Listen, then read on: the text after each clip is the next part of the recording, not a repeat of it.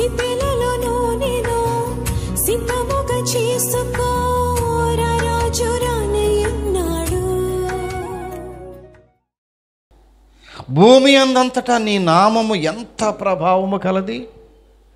భూమి అందంతటా భూమిని ఎక్కడ చూసినా దేవుని ప్రభావం కనబడుతుంది. నీ గృహాన్ని ఒక్కసారి తొంగి చూడు, దేవుని యొక్క ప్రభావం కనబడుతుంది. నీ ఇంట్లో నీ జీవితాన్ని ఒకసారి వెనక్కి తిరిగి చూడు, నీ దేవుని ప్రభావం కనబడుతుంది నీ జీవితం మీద. నీ పుట్టుక నుంచి ఇప్పటి వరకు ఆలోచించు ఒకసారి. దేవుడు ఎంత ప్రభావం కలిగిన దేవుడు కాబట్టి ఇన్ని సంవత్సరాలు దేవుడిని ఎంత కంటికి రెప్పలాగా కాస్తూ. ప్రియులరా, ఇశ్రాయేలు కాపాడువాడు కునుకడు నిద్రపోడు. కంటికి రెప్పలాగా కునికిపాటు పడకుండా దేవుడు నిన్ను కాపాడుకుంటూ వస్తుంటే అది కదా దేవుని యొక్క ప్రభావము, దేవుని యొక్క మహాత్యం. అది కదా నీ కుటుంబాన్ని ఈ 40 సంవత్సరాలు చూడు, ఎంత ప్రభావం దేవుని శక్తి కనబడుతుందో నీ కుటుంబంలో. అవన్నీ మర్చిపోయి దేవుడు ఎవరో తెలియదు అన్నట్టుగా, ఆయన ఎవరో నాకు తెలియదు అన్నట్టుగా, అసలు పరిచయమే లేదు అన్నట్టుగా. కొంతమందికి దేవుడు పరిచయం లేనట్టుగా ఉంటారంతే.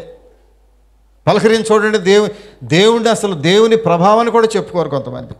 దేవుని దయ వల్ల అని కూడా అనరు. మేము అది సంపాదించుకున్నామండి, అరే దేవుని దయ వల్ల సంపాదించామండి, ప్రభు మాకు ఇచ్చాడండి ఈ గృహాన్ని, ప్రభు నాకు ఇచ్చాడండి ఈ ఉద్యోగాన్ని, ప్రభు నాకు ఇచ్చాడమ్మా ఈ బట్టలు, మంచి బట్టలు ఇచ్చాడమ్మా. ప్రతి అంశంలోనూ దేవుని స్తుతించడం దావీదు భక్తుడు నేర్చుకున్నాడు. 8వ అధ్యాయంలో అదే మనకు కనిపిస్తుంది ప్రియులారా. కొంతమందికి ఆకాశం వైపు చూసే సమయం కూడా లేదు. ఆకాశం వైపు చూసే సమయం లేదు. ఇరుకైన గృహాల్లో చిన్న చిన్న గదుల్లో నివాసం చేస్తూ కనీసం బయటకు కూడా వచ్చే పరిస్థితి లేదు. కొన్ని కుటుంబాలు చూస్తూ ఉంటాను, బయటకు రారు, రోడ్డు మీద కూడా కనపడరు. కనీసం బయటకు వచ్చి ప్రకృతి ఇచ్చే గాలిని కూడా ఆస్వాదించరు. ఆ ఏసీలు వేసుకోవటం, ఆ ఫ్యాన్లు తిప్పటం, ఇంట్లోకి వెళ్తే ఆ ఫ్యాన్లు బయ్యని ఫ్యాన్లు తిరుగుతూ ఉంటాయి. ఆ గది అంతా కూడా హీట్ అయిపోతూ ఉంటుంది. ఆ గాలి అక్కడక్కడే రొటేట్ అయిపోతూ ఉంటుంది. ఆ లోపల వాసన అక్కడే ఉంటుంది. ఫ్రెష్ ఎయిర్ లోపలికి వెళ్ళదు. ప్రకృతి వాళ్ళకి తెలియదు. అసలు ప్రకృతిలో ఎంత ఆహ్లాదకరమైన వాతావరణం ఉందో వాళ్ళకి తెలియదు ప్రియులారా. అక్కడక్కడే మగ్గిపోయి చివరికి ఆ జీవితాలు కూడా గదిలోనే అంతమైపోతాయి.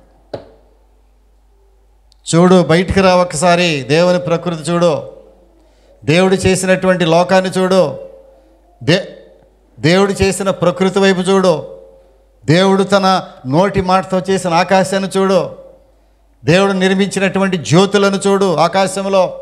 అవన్నీ దేవుడు చేసినవి కాదా? దేవుని స్తుతించొద్దా? ప్రతి నిమిషము దేవుని స్తుతించాలి.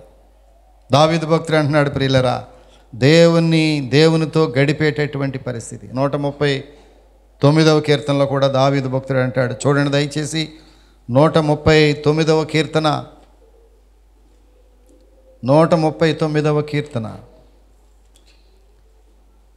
14వ వచనాన్ని చూడగలిగితే, నీవు నన్ను కలుగజేసిన విధము చూడగా భయమును ఆశ్చర్యమును నాకు పుట్టుచున్నది. నీవు నన్ను కలుగజేసిన విధమే భయము కనపడుతుంది ప్రభువా, నాలో ఆశ్చర్యము. ఒక వ్యక్తి తల్లి గర్భములో పిండముగా రూపించబడటమే ఒక ఆశ్చర్యకరమైన విషయం. నీ పుట్టుక ఆశ్చర్యము, నీ జననము ఆశ్చర్యము. నువ్వు ఎలాగ జన్మించేవో ఒకసారి ఆలోచిస్తే భయం వేస్తుంది ప్రియులారా. దావీదు భక్తుడు భయపడ్డాడు. 13వ వచనం చూస్తే, నా తల్లి గర్భమందు నన్ను నిర్మించిన వాడవు నీవే, నీవు నన్ను కలుగజేసిన విధము చూడగా భయమును ఆశ్చర్యమును నాకు పుట్టుచున్నవి. అందుకు చెప్తున్నా ఇప్పుడు వాక్యాన్ని, అందును బట్టి నేను నీకు కృతజ్ఞతాస్తుతులు చెల్లించుచున్నాను. చప్పట్లు కొట్టాలి కూడా. అందును బట్టి నేను నీకు కృతజ్ఞతాస్తుతులు చెల్లించుచున్నాను. అది దేవుని బిడ్డలుగా మనం నేర్చుకోవాల్సింది. నాకేమీ లేదండి, మేమేమని స్తుతించమంటారు దేవుణ్ణి అంటావా? మీరేం చక్కగా ఆఫ్ కోట్ వేసి వచ్చారు, నల్లగా బాగుంది, నువ్వు స్తుతిస్తావు అన్నయ్య, నేనేమని స్తుతించనంటావా? దావీదు భక్తుడు అంటున్నాడు, చూసారా, నీవు నన్ను కలుగజేసిన విధము చూడగా భయమును ఆశ్చర్యము నాకు పుట్టుచున్నది. అందును బట్టి నేను నీకు కృతజ్ఞతాస్తుతులు చెల్లించుచున్నాను.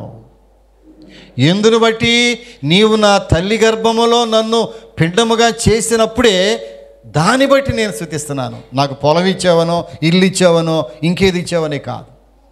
దేని బట్టి స్తుతిస్తున్నాడు దేవుణ్ణి దావీదు భక్తుడు? తన తల్లి గర్భములో తనను ఎలాగ కలుగు చేశాడో దేవుడు పిండముగా. ఆశ్చర్యము, భయమును ఆశ్చర్యము నాకు కలుగుచున్నది. భయమును ఆశ్చర్యమును కలుగుచున్నది. ప్రియులారా, దావీదు భక్తుని యొక్క ఆశ్చర్యం ఏంటి తెలిసిన? దేవుడు ఎంత ఆశ్చర్యకరమైన శరీరాన్ని మనకిచ్చాడు ప్రియులారా. ఎప్పుడన్నా మనం చూసావా? మనకిచ్చినటువంటి అద్భుతమైనటువంటి శరీరం. మన శరీరాన్ని దేవుడు అద్భుత రీతిలో డిజైన్ చేశాడు. మన శరీరం గురించి మనకి చాలా విషయాలు తెలియదు. ఈ మధ్యకాలంలో కొంత ఎడ్యుకేట్ అయ్యి కదా, మెడికల్ నాలెడ్జ్ కొంత పెరిగి మన శరీరంలో ఒక్కొక్క అవయవము ఎలాగ పనిచేస్తుందో కొంత ఈ మధ్య కొంత అవగాహన పెంచుకుంటున్నారు మనుషులు. అంతకుముందు అది కూడా తెలియదు ప్రియులారా. కాళ్ళు చేతులు ఎలా పనిచేస్తున్నాయో తెలియదు. పిచ్చ రోజుల్లో, మన చిన్నప్పటి రోజుల్లో మన శరీరం గురించి మనకు అంతగా తెలియక దాని గురించిన ఆలోచన తక్కువైపోయింది మనకి. చూడండి, ఇక్కడ ఏమంటున్నాడు తెలిసిన? మన మెదడులో రోజుకి 70 లక్షల కణాలు వాటి పనిని అవి చేసుకుంటూ వెళ్తాయి. 70 లక్షల కణాలు మన మెదడులో ఉన్నాయి ప్రియులారా. దేవుడు ఎలాగా మానవుని యొక్క ఆ శరీర నిర్మాణమును చేశాడు చూడండి. మానవ శరీర నిర్మాణం. అందుకే దావీదు భక్తుడు నాకు భయమును ఆశ్చర్యమును కలుగుచున్నది. అసలు నేను ఎవరినో కనుక ఆలోచిస్తే నాకు భయం వేస్తుంది ప్రభువా. నాకు శరీర ఆకృతిని చూస్తే, నా శరీర నిర్మాణమును చూస్తే, నా నరముల యొక్క నిర్మాణమును చూస్తే, నా మెదడు నిర్మాణమును చూస్తే, నా గుండె కొట్టుకునే విధానం చూస్తే నాకు భయమును ఆశ్చర్యమును. తెలుసా నువ్వెవరవో? చాలామంది లేదు. ఏమి లేదయ్యా, పుట్టాం, పెరుగుతాం, చచ్చిపోతాం, అంతేనా? పుట్టాం, పెరుగుతాం, చచ్చిపోతాం, అంతేనమ్మా? నీవెవరో ఒక్కసారి తెలుసుకుంటే నీవు దేవుడిని మరింతగా స్తుతిస్తావు. నీ జీవిత విధానం ఏంటో తెలిస్తే, నీ శరీర నిర్మాణం ఏంటో తెలిస్తే, నీ అవయవాలు పనిచేసే విధానం ఏంటో తెలిస్తే నీవు దేవుణ్ణి స్తుతించకుండా ఉండలేవు. ఈ మధ్య వయస్సు అయిపోతుందేమో మాకు కదా. వయసులో ఉన్నప్పుడు పెద్దగా ఆలోచన లేదు కదా. అప్పుడు శరీరానికి గురించి పెద్దగా ఆలోచన లేదు. ఏది పడితే తినేయటం కదా. కొంతమంది ఈ ఆహార నియమాల్లో ఎప్పుడూ పాటిస్తారు తెలిసిన? కుందికట్ల గడికి వచ్చిన తర్వాత, కుందికట్ల గడికంటే చివరికి ఇక భూమిని విడిచిపెట్టి వెళ్ళిపోతున్నాం ఇంకేముందన్న తర్వాత అప్పుడు కానీ ముడి బియ్యం తినాలండి. ఏం బియ్యం? ముడి బియ్యం. ఎప్పుడు? 70 ఏళ్ళు వచ్చినాక ముడి బియ్యమా? మరి 25 ఏళ్ల వయసులో ఏం తింటా? రోజు 3 పూటలు బిర్యానీ తింటావా? తిను, అట్లా తిను. మేము అట్లా తిన్నాం. మాట్లాడబాకండి అమ్మా. వయసు అయిపోయిన తర్వాత ఎప్పుడో నీ అవయవాలు, నీ జీవితాన్ని తెలుసుకోవటం కాదమ్మా, ఇప్పుడే. వయసు ఉండగానే, నీ ఊపిరి ఇంకా ఉండగానే, నీ ఆరోగ్యం ఇంకా మిగిలి ఉండగానే నా దేవుడు ఎవరో, నన్ను దేవుడు ఎలా కలుగు చేశాడో, నా నా నా జీవితాన్ని, నా అవయవ నిర్మాణం ఎలాగ చేశాడో ఒకసారి గ్రహించాడు దావీదు. భయపడి గావురమంట పారిపోయాడు. అమ్మో, నా జీవితం ఎలాంటిదా? నా తల్లి గర్భములో పిండముగా రూపించక ముందే నీ కన్నులను చూసినవా? అప్పటి నుంచి నువ్వు నన్ను చూస్తానే ఉన్నావా? పుట్టినాక చూసిన దేవుడు కాదు ఆయన, తల్లి గర్భంలో ఉండగానే చూస్తున్న దేవుడు నిన్ను. చప్పట్లు కొట్టాలి ఒకసారి. తల్లి గర్భంలో ఉండగానే చూస్తున్న దేవుడు నిన్ను ఆయన. ప్రియులారా, ఇక్కడ చూసినట్లయితే 70 లక్షల కణాలు ప్రతిరోజు మన మెదడులో పనిచేస్తున్నాయని డాక్టర్లు అంచనా వేస్తున్నారు. డాక్టర్లు అంచనా వేస్తుంటే వాళ్ళకి అందటలా పారిపోతున్న డాక్టర్లు కూడా ప్రియులారు. గుండె రోజుకొక 1,03,600 సార్లు 1,03,600 సార్లు ఒక రోజులో కొట్టుకుంటుందని అంచనా వేశారు. ప్రియులరా, ఎలాంటి దేహము దేవుడు మనకి ఇచ్చాడు ప్రియులరా? ఇంచుమించు రోజులో 23,000 సార్లు మనం శ్వాస పీలుస్తున్నాం. 23,000 సార్లు. అలా శ్వాస పీల్చేటప్పుడు రోజులో 23,000 సార్లు శ్వాస పీలుస్తున్నాం మనం. నీ శరీరం మామూలు శరీరం కాదు, ఇది ఒక డిజైన్, ఒక దేవుని యొక్క జ్ఞానముతో డిజైన్ చేయబడిన శరీరం నీది. ప్రతి పార్ట్ దేవుడు డిజైన్ చేసినటువంటి భాగము నీది. ఎంత విలువైంది, విలువ పెట్టి కొన్నదానవు నీవు. ఎవరో తెలుసునా? నీవు విలువ కలిగినటువంటి వ్యక్తివి. నీకేం విలువ లేదనుకోబాకు, మాకేం విలువ లేదండి ఆ సమాజంలో. కాదు, నీవు విలువ పెట్టి కొనబడిన దానవు. చాలా విలువైనటువంటి వ్యక్తివి నీవు. ఇశ్రాయేలు, నీ భాగ్యం ఎంత గొప్పది. యేసు రక్తములో కడగబడినటువంటి నీవు విలువ పెట్టి కొనబడిన దానవు. నీకు ఒక విలువ ఉంది. మార్కెట్లో పెడితే నీ విలువ చాలా గొప్పది ప్రియులారా. రేపు పరలోక రాజ్యాలకు వెళితే నిన్ను విలువైన దానిగా చూస్తాడు దేవుడు. చీపుగా చూడ దేవుడు మనల్ని. మనుషులకు వేళ నిన్ను తేలిగ్గా చూస్తే చూడవచ్చునేమో, కానీ దేవుని దృష్టిలో యేసు రక్తంలో కడగబడి రక్షణ పొందిన నీవు దేవుని దృష్టిలో విలువైనటువంటి వ్యక్తివి నీవు. యేసు రక్తంలో కడగబడి, యేసు రక్తంలో కడగబట్టం కాదు, ఆయన రక్తంలో కొనుక్కున్నాడు దేవుడిని. ఆయన విలువతో కొనుక్కున్నాడు. ఏ విలువ అంటే రక్తం యొక్క విలువతో కొనుక్కున్నాడు దేవుడిని. ఎంత విలువైనటువంటి వ్యక్తివి ప్రియులరా.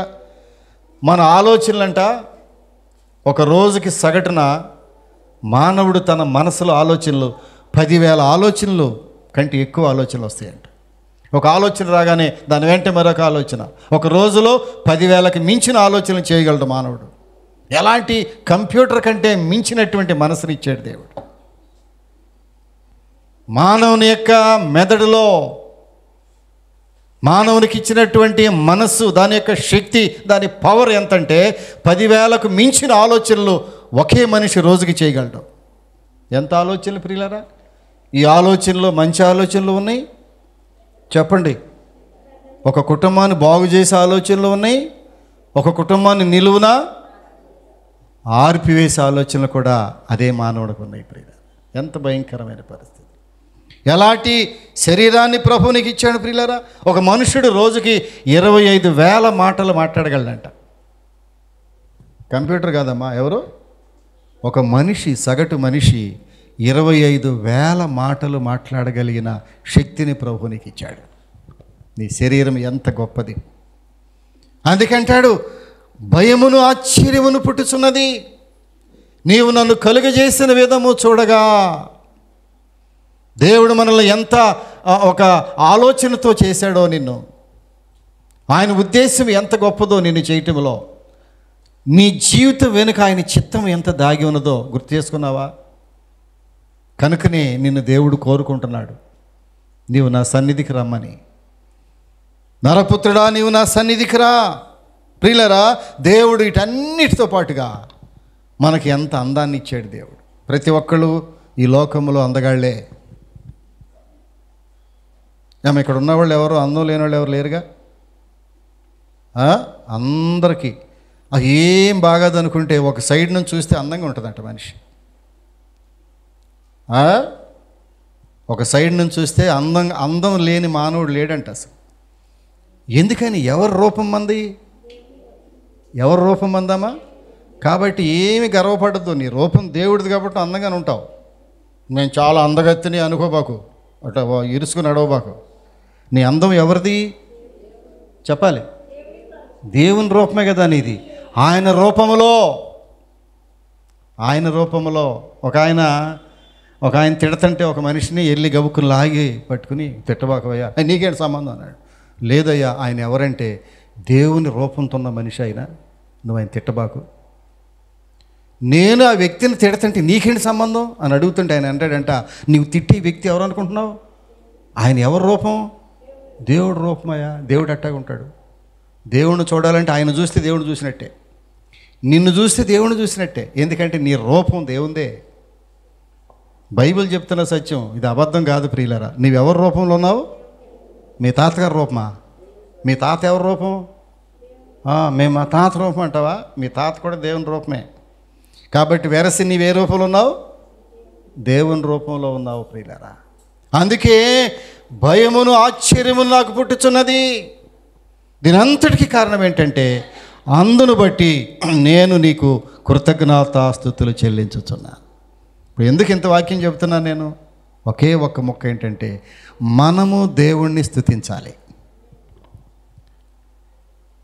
నిన్ను చేసిన విధానాన్ని బట్టి, నీ అవయవాలను బట్టి, నీ అందాన్ని బట్టి, కొంతమంది ఎంత అందమో, కొంతమందికి ఐశ్వర్యవంతులుగా దేవుడు చేశాడు. అది కూడా దేవుని చిత్తమే ప్రియులారా. కొంతమందిని దేవుడు ఆయుష్ ఇచ్చాడు. ఎప్పుడో చచ్చిపోవాల్సిన వాడు నువ్వు. నిజానికి 2-3 సంవత్సరాల క్రితమే నువ్వు చచ్చిపోవాల్సిన దానివే. అవునా కాదా? ఖచ్చితంగా. ఎందుకు బతుకుతున్నా? మందులు మింగుతున్నావా? గొట్టాలు ఏమా గొట్టాలు మింగుతున్నావా? మింగు. గొట్టాలు ఎక్కువ మింగిన ప్రమాదం అని అంటున్నారు. గొట్టాలు ఎక్కువ మింగిన ప్రమాదమే, మందులు ఎక్కువ మింగిన ప్రమాదమే. మందులు ఎంత తక్కువ వేసుకుంటే అంత ఎక్కువ కాలం బ్రతుకుతామని అంటున్నారు కొంతమంది. మరి నాకు తెలియదు కానీ ప్రియులరా, దేవుడిచ్చినటువంటి ఆయుష్, దేవుడిచ్చిన అద్భుతమైనటువంటి శరీరాకృతి, కొంతమంది ఎంత అందమైన ఆకృతి ఇచ్చాడో దేవుడు. కొంతమంది నిలబడితే ఎంత అందమైన ఆకృతి ఉంటుందో కదా. దాన్ని బట్టి ఏం చేస్తున్నావు నీవు? కొంతమందికి మిడిసిపాటు, అందము, శరీర ఆకృతి. నాకు అసలు ఎంత పర్సనాలిటీ ఉందో, పడిపోతావు ఒక దెబ్బనంతే. నేల మీద పడిపోతావు, నేల మీద పడిపోతావు అంతే. బైబిల్ ఎంతోమంది వారి అందమునకు ప్రతీకగా గాలిలో నడిచి నేల మీద పడిపోయారు. అందము మోసకరము, సౌందర్యం వ్యర్థము. ఒకళ్ళు అందంగా ఉంటే మంచిదే, చాలా సంతోషం, దేవుని స్తుతించు. నువ్వు ఆరోగ్యంగా ఉంటే మంచిదే, దేవుని స్తుతించు. నీకు ఐశ్వర్యం ఇస్తే మంచిదే, దేవుని స్తుతించు. నీకు మంచి శరీరాకృతిని ఇస్తే మంచిదే, దేవుని స్తుతించు. ఇవన్నీ పోయి నేను చాలా ప్రత్యేకమైందని అంటే కుదరదు. నేల మీద పడిపోతావు ఒకరోజు నీవంతే. దేవుని వాక్యం సెలవిస్తూ ఉంది, నేల మీద పడిపోతావు. అందుకే ప్రతి అంశములోనూ దావీదు భక్తుడు అంటున్నాడు, దేవుణ్ణి స్తుతించడం నేర్చుకున్నాడు. ప్రభువా, నా బిడ్డలు ఆరోగ్యవంతులుగా ఉన్నారు, నేను స్తుతిస్తున్నాను ప్రభువా. బిడ్డల విషయంలో రోజుకి 3 పూటలు నేను దేవుణ్ణి స్తుతించడం నేర్చుకున్నాను ప్రియులారా. ఉదయాన్న ఒకసారి స్తుతిస్తాను దేవుణ్ణి. ప్రభువా, నా బిడ్డలందరినీ ఆరోగ్యవంతులుగా ఉంచావు, బిడ్డలందరూ ఆరోగ్యవంతులుగా ఉంచావు. వారికి మంచి ఆరోగ్యం ఇచ్చి మంచి ఆహారం ఇస్తూ వారు స్కూల్కి వెళ్ళేటప్పుడు ప్రయాణాల్లో కాపాడుతున్నావు, మంచి వాహనాలు ఇచ్చి కాపాడుతున్నావు, మంచి డ్రెస్ ఇచ్చి కాపాడుతున్నావు, బూట్లు లేకపోతే బూట్లు ఇచ్చావు ప్రభువా, మెడక టై ఇచ్చావు ప్రభువా, మంచి బట్టలు ఇచ్చావు ప్రభువా, పుస్తకాలు ఇచ్చావు ప్రభువా. రోజుకి 3 సార్లు దేవుని స్తుతిస్తాను నేను. కొంతమందికి స్తుతి ఆరాధన తెలియటం లేదు. దావీదు భక్తుడు అంటున్నాడు, అందును బట్టి నేను నీకు కృతజ్ఞతాస్తుతులు చెల్లించుచున్నాను. ప్రియులరా, మళ్ళా 8వ కీర్తనలోకి వెళ్ళిపోతే, మూలవాక్యంలోకి వెళ్ళిపోదాం చూడండి. మూలవాక్యం 8వ కీర్తనలోకి వెళ్ళిపోదాం చూడండి ప్రియులరా. నీవు మనుష్యుని జ్ఞాపకం చేసుకుంటకు వాడే పాటివాడు, నీవు నరపుత్రుని దర్శించుటకు వాడే పాటివాడు, దేవుని కంటే వానిని కొంచెము తక్కువనిగా చేసి ఉన్నావు. ప్రియులరా, బైబిల్ చెప్తా ఉంది మీ శరీరం మీది కాదు, ఈ శరీరము దేవుని ఆలయము అంటాడు. మీ దేహము దేవుని ఆలయమనియు అందులో దేవుడు నివసించుచున్నాడని మీరు ఎరుగరా? కొరింథీయులకు రాసిన పత్రికలో మాట్లాడతాడు. 1 కొరింథీయులకు రాసిన పత్రిక దయచేసి చూద్దాం. అపోస్తలుడైన పౌలు గారు 1 కొరింథీయులకు రాసిన పత్రిక 3వ అధ్యాయం 16వ వచనం జ్ఞాపకం చేసుకోగలిగితే, మీరు దేవుని ఆలయమై ఉన్నారనియు దేవుని ఆత్మ మీలో నివసించుచున్నాడనియు మీరు ఎరుగరా? మీరు దేవుని ఆలయమై ఉన్నారు. ఈ ఆలయమును పాడు చేయకుండా ఉండాలంటాడు. ప్రియులారా, నీ శరీర ఆకృతి అది దేవుని ఆలయముతో పోల్చాడు. దేవుని ఆలయం ఎంత పరిశుద్ధమైందో ఆ ఆలయమునకు ప్రతిరూపంగా ఉన్న నీ శరీరము కూడా, నీ దేహము కూడా దేవుని యొక్క ఆలయముగానే భావించుకోవాలి కదా. ఈ దేహము నీది కాదు, ఈ దేహము దేవుని ఆలయము, అది నీది ఎంత మాత్రము కాదు. దేవుని మందిరంలోనికి చెప్పులు లేకుండా రావాలనేటటువంటి ఆలోచన నీకు ఉన్నప్పుడు నీ దేహాన్ని ఎంత పరిశుద్ధంగా కాపాడుకోవాలి, ఆ దేహములోకి వెళ్ళేవి ఎంత జాగ్రత్తగా కాపాడుకోవాలి, ఆ దేహమునకు అంటుకున్నటువంటి మలినములను ఎంత జాగ్రత్తగా కడుక్కోవాలి. ప్రతిరోజు కడుగుతున్నావా? నీ దేహమును, నీ హృదయమును ప్రతిరోజు యేసు రక్తములో కడుగుతున్నావా? నీ దేహము దేవుని ఆలయమై ఉన్నదనియు, దేవుని ఆత్మ మీలో నివసించుచున్నాడనియు మీరు ఎరుగరా? ఎవడైనను దేవుని ఆలయమును పాడు చేసిన ఎడలా దేవుడు వానిని పాడు చేయను, దేవుడు వానిని పాడు చేయను. ప్రియులారా, కొంతమంది దేవుడిని ఎప్పుడు స్తుతిస్తున్నారంటే అన్ని ఆరోగ్యం అంతా క్షీణించిపోయిన తర్వాత,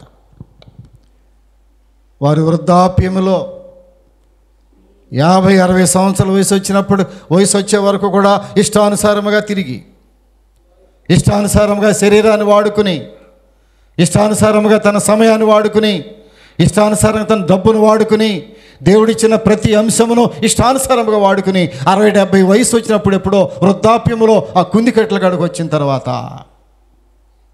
ప్రియులరా, అప్పుడు చర్చి కావాలని చర్చి వైపు వస్తున్నారు. ప్రియుల, చాలామంది చర్చిలకు ఎప్పుడు వస్తున్నారు? దేవుని మందిరానికి అంత అయిపోయిన తర్వాత, వృద్ధాప్యంలో కదా.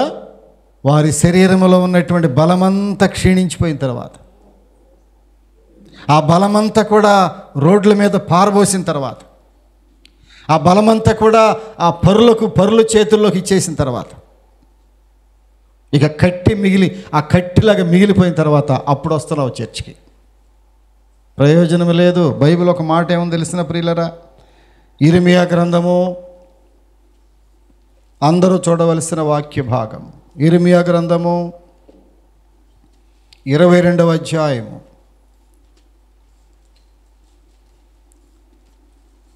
22వ అధ్యాయము 21వ వచనములో చూద్దాం. నీ క్షేమకాలములలో నీతో మాట్లాడి తిని కానీ నేను విననని నీ వంటివి. మళ్ళా చదువుతున్నాను. నీ క్షేమకాలములలో నీతో మాట్లాడి తిని కానీ నేను విననని నీ వంటివి. నా మాట వినకపోవుటే నీ బాల్యం నుండి నీకు వాడుక. నా మాట వినకపోవటే నీ బాల్యం నుండి నీకు వాడుక. నీ క్షేమకాలములలో నీతో మాట్లాడి తిని కానీ నీవు వినలేదు. ఓ పాస్టర్ గారు నన్ను ఒక యవ్వన దశలో నన్ను ఎదుర్కొని నాతో హెచ్చరించాడు. ప్రియుల, నిండు యవ్వనములో ఉన్నప్పుడు, చాలా బలముగా ఉన్నప్పుడు, ఆరోగ్యవంత బ్రహ్మాండంగా ఉన్నప్పుడు పాస్టర్ గారు నాతో మాట్లాడాడు. ఒక చిన్న మొక్క కూడా నేను వినలేదు ప్రియులారా, ఒక చిన్న మాట కూడా వినలేదు. బైబిల్ ఎంత చేటగా చెప్పిందమ్మా, నీ క్షేమకాలములలో నీతో మాట్లాడి తిని కానీ నేను విననని నీ వంటివి. జాగ్రత్త, ఈ మాట వినాలి దయచేసి. మళ్ళీ ఈ మాట దొరుకుద్దో లేదో చెప్పలేను నీకు నేను. ఈ మాట మళ్ళా దొరకవచ్చు. జాగ్రత్తగా విని మాట. నీ ఆరోగ్యము బాగున్నప్పుడు చెబితే వినలేదు నీవు. నీ క్షేమకాలములో, బైబిల్ చూడండి, నీ క్షేమకాలములో నీతో మాట్లాడితే నీవు వినలేదు. నీవు అన్నీ బాగున్నప్పుడు వినలేదు, కుటుంబం బాగున్నప్పుడు వినలేదు, నీ బిడ్డల విషయంలో నేను చెప్తున్న మాట ఎప్పుడు వింటలేదు. నీవు నీ కుటుంబ విషయంలో హెచ్చరిక చేస్తుంటే వింటలేదు, నీ భర్త విషయంలో హెచ్చరిక చేస్తున్నా వింటం లేదు. నీవు నీ వ్యక్తిగత జీవిత విషయంలో అనేకసార్లు హెచ్చరిక చేస్తున్నావు, ఈ మెర్సీ ప్రార్థన మందిరంలో నీ వింటలేదు. ఒకవేళ ఆఖరిగా చెప్తున్నాడేమో దేవుడు నీకు, ఇది నీ క్షేమకాలములో నీతో మాట్లాడి తిని కానీ నేను విననని నీ వంటివి. ఎంత భయంకరమైన మాట ఇది. అన్నీ బాగున్నప్పుడు చెప్పిన మాట విను, లేకపోతే చెప్పేవాళ్ళు దొరకరు. చెప్పాలి, చెప్పేవాళ్ళు దొరకరు. ఒకళ్ళు దొరికినా నీ వినే అవకాశం నీకు, చెప్పాలి, వినే అవకాశం దేవుడు నీకు ఇవ్వకపోవచ్చు. ఆఖరి అవకాశం ఏమో ఇది. జాగ్రత్త, బీ కేర్. క్షేమకాలములో నేను చెప్పినా వినలేదు. ఏమన్నాడు చూడండి, నా మాట వినకపోతే నీ బాల్యం నుండి నీకు అలవాటు అయిపోయింది. మాట వినకపోవటం అలవాటు అయిపోయిందా? కొంతమందిని హెచ్చరిస్తున్నాను నేను, నెలల తరబడి హెచ్చరిస్తున్నాను, నెలల తరబడి. ప్రియులారా, నాకేం కోపమేం కాదు మీ మీద. నాకేం కోపం? నేనెవరిని మీరెవరు? నేనెవరిని మీరెవరు? కేవలం ఒక బోధకుడిని, దేవుడు పిలిస్తే వచ్చిన బోధకుడిని మాత్రమే కదా. మీ కొరకు కాదు దేవుడు నన్ను పిలిచింది, దేవుడు తన కొరకు పిలుచుకున్నాడు నన్ను. మిమ్మల్ని ఏదో హెచ్చరిస్తాను, మిమ్మల్ని తిట్టాకి వచ్చాను నేనేమన్నా? నాకేం పని నేను తిట్టాకి? నేనెవరిని అసలు మిమ్మల్ని తిట్టాకి? కానీ ఒకటి మాత్రం హెచ్చరిస్తున్నా, నీ క్షేమకాలములో నీతో మాట్లాడటానికి దేవుడు ఇష్టపడుతున్నాడు. నీ వింటలేదు. వింటున్నావా?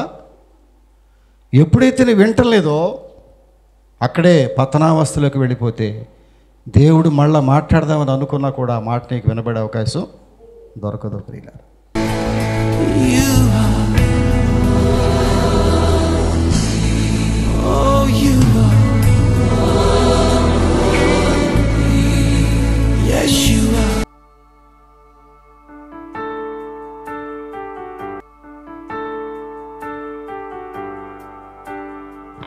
పరిశుద్ధుడా, ప్రేమ కలిగిన స్వామి, పరిశుద్ధ పాదవులకు వందనాలు, స్తోత్రాలు. ఆకాశమందు నీ ప్రభావాన్ని చూపుతున్న గొప్ప దేవుడవు ప్రభా. ఆకాశంలో నీ మహిమను కనపరచువాడా, భూమి అందంతటా నీ నామం ఎంత ప్రభావం కలది. నీ మనుషుని జ్ఞాపకం చేసుకోవటం పాటివాడు, నీవు నరపుత్రిని దర్శించుకోడే పాటివాడు. ప్రభా, మమ్మల్ని ప్రతిరోజు జ్ఞాపకం చేసుకుంటున్నావు. మేమే మిమ్మల్ని జ్ఞాపకం చేసుకోలేకపోతున్నాం. మమ్మల్ని దయతో క్షమించండి. మిమ్మల్ని స్తుతించవలసినంతగా మేము స్తుతించలేకపోతున్నాం. మిమ్మల్ని గణపరచనంతవలసిందిగా మేము గణపరచలేకపోతున్నాం. ప్రభా, మాకు ఇచ్చిన ఆరోగ్యము, మాకిచ్చిన ఆయుష్, మాకిచ్చిన ఐశ్వర్యము, మాకిచ్చిన సమస్తాన్ని బట్టి మా హృదయం అంతటితో మిమ్మల్ని స్తుతిస్తున్నాం. బిడ్డలు ఎంతో పశ్చాత్తాపంతో ప్రార్థించారు ప్రభు. వారి ప్రార్థన వింటున్నందుకు మీకు స్తోత్రం. ప్రతి వారి ప్రార్థన ఆలకించావు, ప్రతి వారి మరొక ప్రతిఫలం ఇస్తున్నావు. నీకు వందనాలు. ప్రార్థన ఆలకించేవాడవు గనక, మా ప్రార్థన మీరు విని ప్రతిఫలం ఇచ్చే దేవుడు గనక మేమెంతో విశ్వాసంతో నీ సన్నిధిలో ప్రార్థన చేశాం. ప్రార్థన ప్రతిఫలం దయచే. విన్న వాక్యానికి ముద్ర వేయండి. యేసునామములో అడుగుచున్నాము తండ్రి, ఆమేన్.